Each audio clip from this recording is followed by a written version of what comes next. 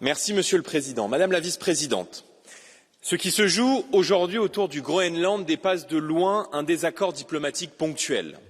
C'est une épreuve de puissance et de vérité pour l'Europe.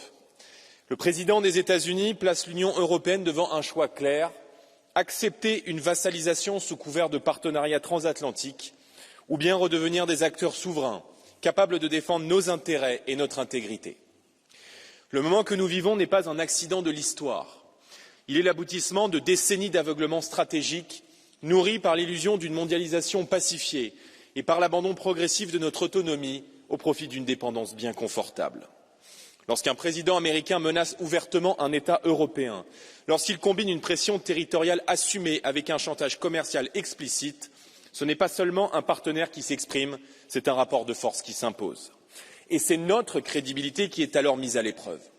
Le Groenland, territoire 4 fois plus vaste que la France, est devenu un pivot stratégique mondial au cœur de nouvelles rivalités entre grandes puissances qui renouent avec les logiques impériales. Nous le disons ici, ce qui se joue aujourd'hui préfigure les conflits de demain.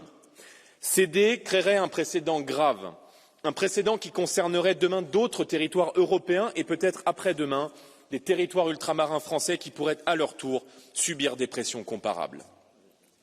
En matière de souveraineté, chaque renoncement appelle le suivant. Face à cette situation, l'Union européenne est au pied du mur mais n'a pas le droit de se taire face aux provocations qui menacent sa prospérité et son intégrité. L'accord négocié l'été dernier par la présidente von der Leyen devrait être suspendu immédiatement en retour.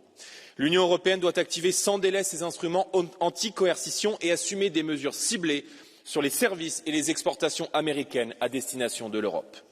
Elle doit mettre en œuvre la préférence européenne dans les marchés de défense. Il ne s'agit pas d'escalade, il s'agit de notre souveraineté.